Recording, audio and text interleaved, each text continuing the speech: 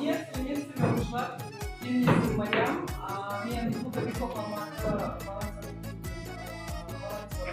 Естігендеріңіз бар ма? Дұрыстан сұрадым, сен келдің. Сонда рұқсат етпеген мүмкін. Сонда сондай түсінікті жағдайлар болып қалады, сондықтан бізде 13 сыныптар көптесе келдің андай мақсатпен жоғарғы оқу орнына түскен кезде егер де сен ерікті болсаң, сол мақтау қағазда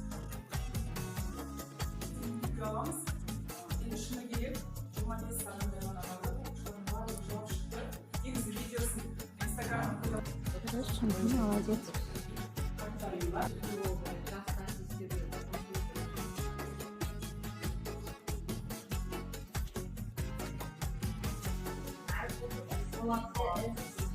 In the